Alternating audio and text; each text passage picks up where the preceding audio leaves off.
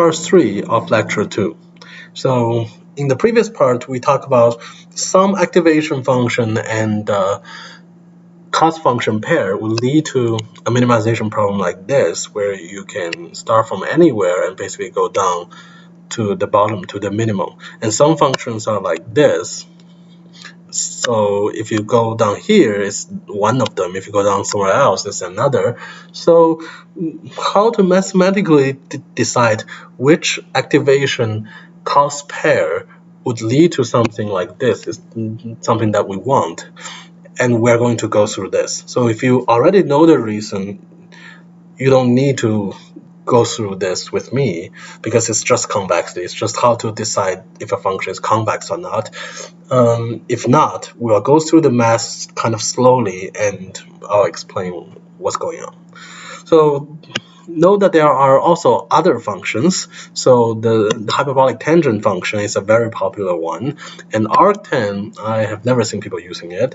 And another very, very popular one is the ReLU. So rectified linear unit one is shorthanded as ReLU, and some people pronounce it as ReLU, but the first time I heard this from University of Toronto, they call it ReLU, so I'm going to call it ReLU.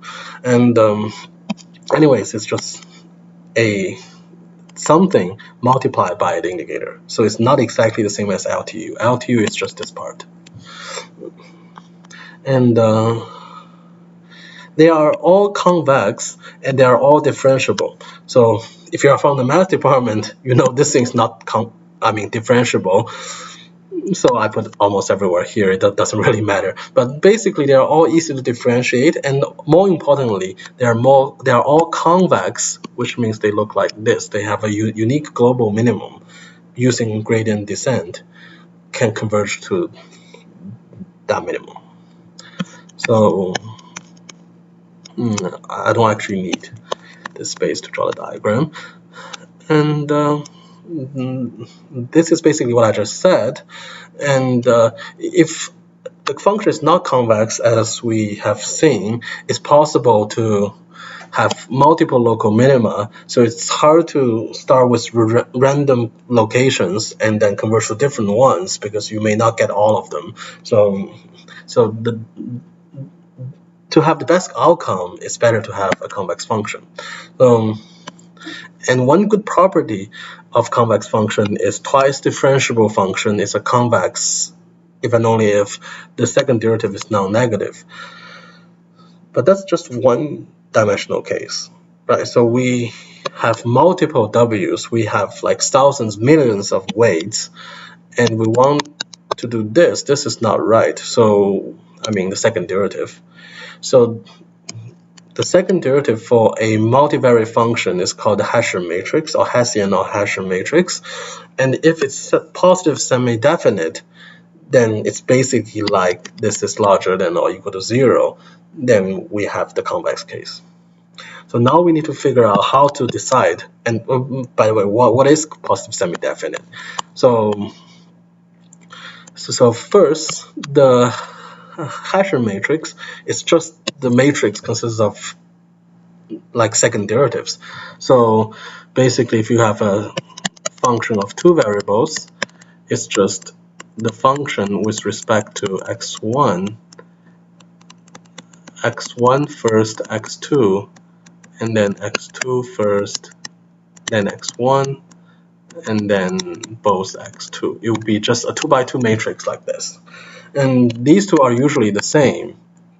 If f is continuous or some special property of f, which the function we're going to use have these properties, these will be the same, and it will be a symmetric matrix. But in any case, a matrix is positive semi-definite if this holds. Basically, if it's multiplied by any vector in the front and at the end, it's all greater than 0. So in particular, what it means is when it is evaluated at, say, here, that kind of derivative is positive. So,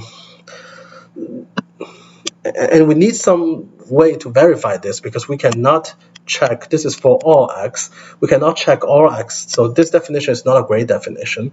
So a better definition is, I mean, a better way to check is to check whether all the eigenvalues are non-negative. So last year I asked people, how many people know how to calculate eigenvalues, and I think out of like more than 100 students, there were like 1 or 2 students who know how to calculate eigenvalues. So I need to review this because eigenvalues are actually used multiple times throughout this course. So we need this. And also I remember there were around like 10 to 20 students who said the only time they heard eigenvalues from Avengers Endgame. And I think Tony Stark actually said eigenvalues when he invented time travel. So I tried to figure out what's the relationship between time travel and eigenvalues. Seems somehow related. So you can follow this link here. So this eigenvaluing endgame link, and you will see that eigenvalues are not related to time travel. At least we don't know it now. So anyways, let's get back to here. So I will give you some example actually to show you why this works. But before that, I'll first define eigenvalue. Eigenvalue is the number such that if you have a matrix H and the eigenvector x, when you multiply this, it's equal to a constant. So this is a number multiplied by x. So this is a constant. I mean, this is a scalar.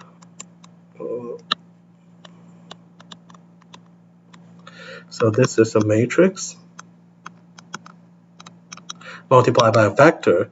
It's the same as it's a scalar times a vector. So this vector is called the eigenvector, and this constant scalar is called the eigenvalue. And there are special algorithms to figure out the eigenvalue and eigenvectors, which we'll not talk about it. We'll assume that some software can solve and find all eigenvalues and eigenvectors, so we don't need to do any of these by hand. But knowing this, you can actually put this in here, and you will know x transpose lambda, I mean x transpose hx would be equal to x transpose lambda x, which would be just lambda x transpose x. So this part looks like x squared, so it's positive. And actually, it is positive because it's just the square of each term summed up. And this term will decide whether this thing is positive or not. So if this is also positive, semi-positive, semi-definite means we can include the equal part. So that's why it's non-negative. If this is also non-negative, then if you multiply them, it will be non-negative. So that'll be why eigenvalues defined this way is related to positive semi-definiteness. So in any case, let's just have an example. So we'll do a very simple example. Let's say fx is x squared. Let's do x1 and y1. No, x1 and x2. x1 squared plus 2x1.